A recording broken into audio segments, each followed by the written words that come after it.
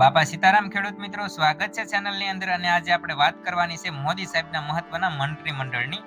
તો સમાચાર એવા સામે આવ્યા છે કે મોદી સાહેબ છે ચોમાસું ચત્ર પહેલા પોતાના મંત્રીમંડળની નવી ટીમ રચવા જઈ રહી છે. એટલે કે મિત્રો, મોદી સરકાર પોતાની નવી ટીમ તૈયાર કરવા માટે જઈ રહી છે. જે ચોમાસા ચત્ર પહેલા મોદી સાહેબ કેન્દ્રની અંદર જે મંત્રીમંડળ છે તેમની અંદર ફેરફાર કરવા જઈ રહી છે.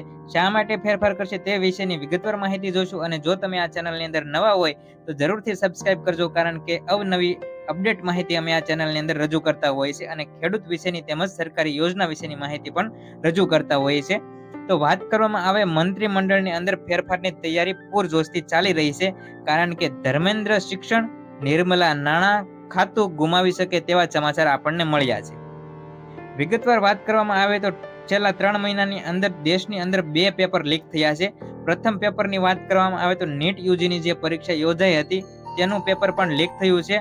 અને બીજું પેપર મહારાષ્ટ્રની અંદર ટેટનું યોજાઈ હતી તેનું પેપર પણ લીક થયું છે. જો સામાન્ય રીતે દેશની અંદર 3 મહિનાની અંદર જો 2 સ્પર્ધાત્મક પરીક્ષાઓના પેપર લીક થતા હોય, તો અત્યારે કેન્દ્રની અંદર જે શિક્ષણ ખાતું સંભાળી રહ્યા છે ધર્મેન્દ્ર, તો તેમને હવે રાજીનામું આપી દેવું જોઈએ તેવી ખૂબ મોટા પ્રમાણમાં માંગ ઉઠી છે.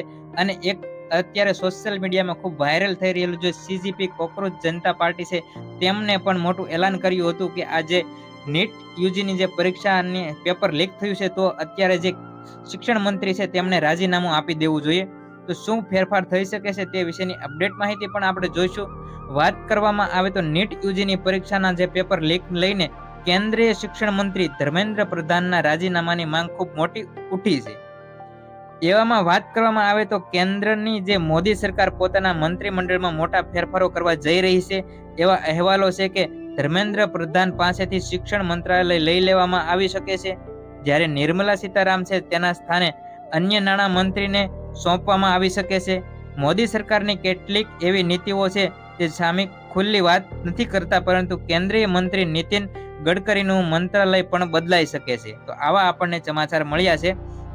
વાત કરવામાં આવે તો રાઘવ ચડ્ઢા, નીતિશ કુમાર, શિંદેના પુત્ર, આરબીઆઈના પૂર્વ ગવર્નર શક્તિકાંત દાસના સામેની અટકળો. તો 21 જુલાઈ આસપાસ સંસદનું જે ચોમાસું સત્ર થઈ શકે છે ચાલુ, અને આ સત્ર પહેલા જ મોદી સરકાર છે તે પોતાના મંત્રીમંડળની અંદર મોટો ફેરફાર કરી શકે છે. આ મોદી સરકાર પોતાના મંત્રીમંડળની અંદર મોટા ફેરફાર કરવા જઈ રહી હોવાના અહેવાલો સામે આવ્યા છે.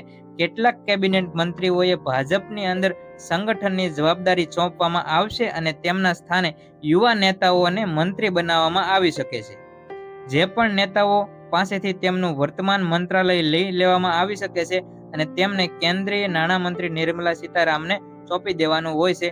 તો આપણને જે અપડેટ માહિતી મળી છે, જે સમાચાર મળ્યા છે મીડિયા અહેવાલ અનુસાર, તે મુજબ મોદી સરકાર છે હવે પોતાનું નવું મંત્રીમંડળ એટલે કે નવી મંત્રીમંડળની ટીમ રચવા માટે તૈયાર છે.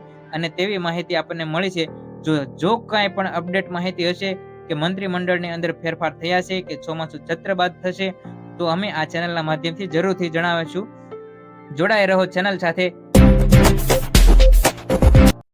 ત્યારબાદ સમાચારમાં આગળ વાત કરી લઈએ તો રેલવેની અંદર હવે ડિજિટલ ટેકનોલોજીથી પાર્સલ સુવિધાને શરૂ કરવામાં આવી છે. તો તેના વિશે આપણે ફટાફટ માહિતી જોઈ લઈશું. રેલવેની અંદર હવેથી ટેકનોલોજીને સમાવેશ કરી દેવામાં આવ્યો છે અને ડિજિટલ સેવા શરૂ કરી દેવામાં આવે છે. એટલે કે મિત્રો, રેલવેમાં પાર્સલ ક્યાં સુધી પહોંચ્યું અને તે હવે તમે ટ્રેક કરી શકશો, સરળતાથી જાણી શકશો. આપણે વિગતવાર માહિતી જોઈશું. તો રેલવેની જે પાર્સલમાં શું મોકલી શકાય અને કેટલું ભાડું હોય છે, તો તે વિશે પણ માહિતી જોઈશું.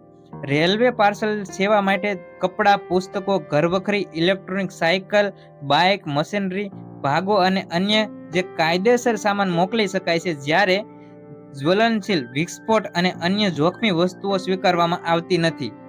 પાર્સલનું ભાડું વજન, કદ અને સ્થળાંતરના અંતર મુજબ નક્કી કરવામાં આવે છે. અમદાવાદથી પાર્સલ માટે ન્યૂનતમ ચાર્જ આશરે ₹30 થી શરૂ થાય છે, જ્યારે વજન અને અંતર વધતા ભાડાની અંદર વધારો કરી દેવામાં આવે છે. તો ભારતીય રેલવે પાર્સલ બુકિંગ સેવાઓને વધુ આધુનિક પારદર્શકતા આપવા માટે, ગ્રાહક મૈત્રી બનાવવા માટે અને નવી ડિજિટલ સુવિધા શરૂ કરી છે. અને હવે ગ્રાહકો પોતાના મોબાઈલ ફોન પર જ જે આ પાર્સલ મોકલે છે તેની ઉપર દેખરેખ રાખી શકશે. રેલ પાર્સલ નામની એક એપ્લિકેશનથી તેમજ ઇન્ડિયન રેલવે પાર્સલ સાઇટ પરથી પાર્સલની રિયલ ટાઈમ સ્થિતિ જાણી શકાય છે. આ નવી વ્યવસ્થાથી પાર્સલ ક્યાં તમારું પહોંચ્યું છે અને તેમની માહિતી માટે તમને વારંવાર રેલવે કચેરીએ પૂછપરછ કરવાની જરૂર નહીં પડે. તમે પોતાના મોબાઈલમાં આ સમગ્ર વસ્તુ જાણી શકશો.